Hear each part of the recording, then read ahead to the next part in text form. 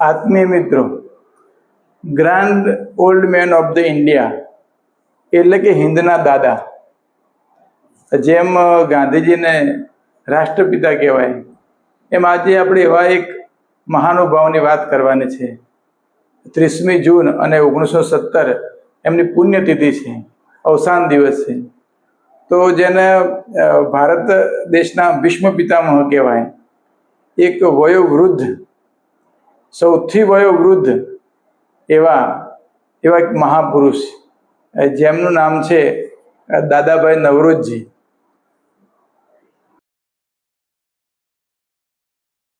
એમની આજે વાત કરવાની છે. મિત્રો, મુંબઈની અંદર પારસી પરિવારની અંદર 4 સપ્ટેમ્બર અને 1825માં એમનો જન્મ થયો.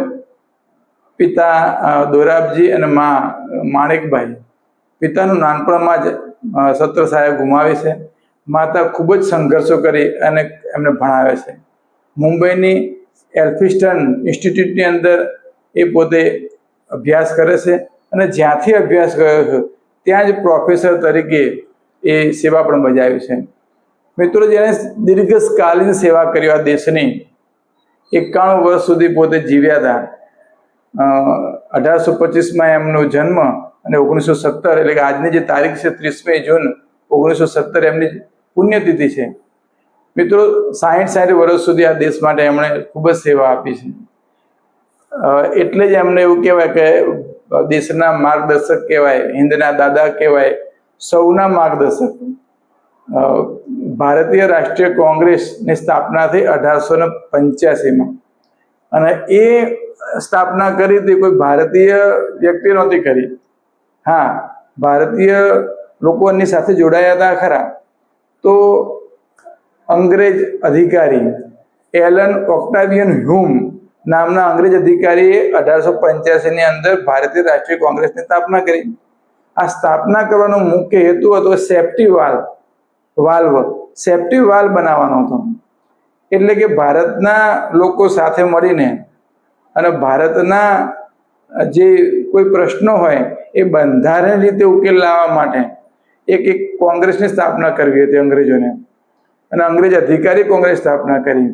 મૂળ હેતુ એવો હતો કે 1857નો જે એમના માટે વિપ્લવ હતો, આપણા માટે ભારતીય પ્રથમ સ્વાતંત્ર્ય સંગ્રામ, એના જે બીજ છે, એના જે ફળ છે એ અંગ્રેજોએ ચાખ્યા હતા.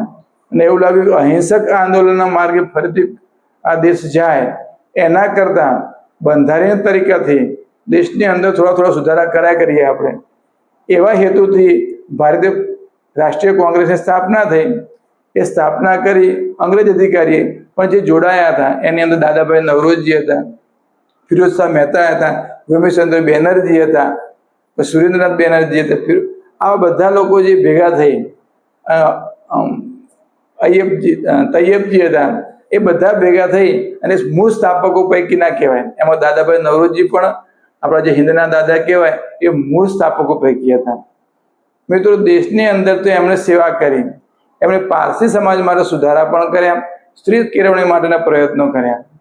અને સૌથી પહેલા એવા ભારતીય કે ઇંગ્લેન્ડમાં જઈ, બ્રિટનમાં જઈને ત્યાંની સંસદની અંદર ચૂંટાઈને પ્રથમ ભારતીય એવા હતા, પ્રથમ ભારતીય નાગરિક કે જે ઇંગ્લેન્ડની અંદર, બ્રિટનમાં, લંડનની અંદર એક વિસ્તારની અંદર ઊભા રહી ચૂંટણીમાં જીતીને ત્યાંના સંસદ બન્યા. અને સંસદ બન્યા પછી ત્યાં ઇંગ્લેન્ડની પાર્લામેન્ટની અંદર ભારતના જે પ્રશ્નો છે એની રજૂઆત કરવાવાળા વ્યક્તિ હોય અને એનો અવાજ ઉઠાવવા, ભારતની જે આર્થિક સ્થિતિનો અવાજ ઉઠાવવા વ્યક્તિ હોય તો દાદાભાઈ નવરોજજી હતા, હિંમતથી પાછા. મિત્રો, એમણે જે પુસ્તક લખ્યું છે poverty and British rules in India, આવું પુસ્તક લખ્યું છે. અને એનો જે મુખ્ય સિદ્ધાંત હતો ડ્રેન ઓફ વેલ્થ, એટલે કે પૈસાનો ઘસારો, ભારતમાંથી પૈસો કઈ રીતે ઢસડાઈને અંગ્રેજો છે બ્રિટનમાં લઈ જાય છે, એના વિશે સુંદર બધી અંદર વાત લખી છે. બરાબર, કે ભારતની આર્થિક સ્થિતિ કેમ નબળી થઈ છે, દેશની અંદર કેમ શું શોષણ થઈ રહ્યું છે, આર્થિક સ્થિતિ નબળી પડવાના કારણ શું, આ બધી જ વાત એમણે લખી છે. ને આ બધી જ વાત એમણે સંસદની અંદર એ રજૂઆત કરતા. દેશનો અવાજ, આપણા ભારત દેશનો અવાજ એ બ્રિટન સંસદની અંદર લઈ જવાવાળા વ્યક્તિ હોય તો દાદાભાઈ નવરોજી છે. એમના વિશે આપણે જાણીએ ને તો આપણે ખબર પડે, બરાબર. તો આપણી આર્થિક સ્થિતિ છે એ અંગ્રેજોને ખબર પડે, અંગ્રેજોની પ્રજાને ખબર પડે, તેની સંસદને ખબર પડે કે જે ઈસ્ટ ઇન્ડિયા કંપનીએ તો શોષણ કર્યું હતું, પણ સાથે સાથે બ્રિટિશ સરકાર છે એ પણ હિન્દીનું શોષણ કઈ રીતે કરી રહી છે.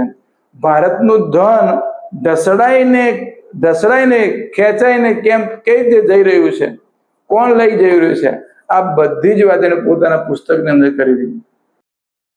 દાદાભાઈ નવરોજીએ ભારતની જે આર્થિક સ્થિતિનું કારણ છે, એની ગરીબી છે અને જે અંગ્રેજોની જે નીતિઓ છે એનો અવાજ છે એને બ્રિટિશ સંસદમાં ઉપાડ્યો.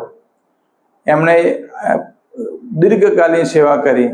એવું કહેવાય ને કે કોઈને પણ કોઈ ખિતાબ મળે, આ જે ખિતાબ મળે એમને હિન્દના દાદા કહ્યા, grand old man of the India કીધા, એમને આદરણીય પુરુષ કીધા, એમને માર્ગદર્શક કહ્યા. તો એમ એ કોઈ સરકારી ખિતાબ નથી. આ ખિતાબ છે લોકોએ સ્વયંભૂ પોતાના હૃદયથી સન્માન એમનું આપ્યું છે. એટલે એમણે આપણા દેશના લોકોએ એમને સન્માન કર્યું છે. અને એવું કામ કે કોઈ પણ વ્યક્તિ હોય એ એમને માન આપે, એમનું માર્ગદર્શન લે, એ ચાહે ગોપાલકૃષ્ણ ગોખલે હોય, ચાહે ગાંધીજી હોય કે ચાહે કોઈ પણ નેતા હોય, તો એ બધાએ એમના માર્ગદર્શન નીચે તૈયાર થયા કોંગ્રેસની અંદર. અને આ ભારતીય કોંગ્રેસની અંદર એ પોતે પ્રમુખ તરીકે પણ ચૂંટાઈને આવ્યા હતા. તો એમની દીર્ઘકાલીન સેવા છે અને 91 વર્ષ સુધી એ જીવ્યા અને ભારત દેશની એમણે સેવા કરી હતી. એટલે એમની જે દીર્ઘકાલીન સેવા છે, એમણે જે કામો કર્યા છે એમની નોંધ લેવી જોઈએ, એમના કામની કદર થવી જોઈએ. એટલે મિત્રો આપણે એમના કાર્યને યાદ કરીએ, કેમ કે જે શરૂઆતથી જે આપણો જે અવાજ છે, આપણો દેશનો અવાજ છે, એ બ્રિટિશ સંસદમાં જઈને આપવાવાળા વ્યક્તિ કોઈ હોય તો દાદાભાઈ નવરોજી છે. નામ પણ એમનું દાદાભાઈ નવરોજી અને હિન્દના દાદા પણ કહેવાયા. તો મિત્રો આવા જે આદરણીય પુરુષ છે એમના આજે એમની પુણ્યતિથિ છે, એમને યાદ કરીએ ને એમના કાર્યને બિરદાવીએ. સૌને મારા જય ભગવાન, જય પરમાત્મા, જય આઈજી, જય હિન્દ, જય ભારત.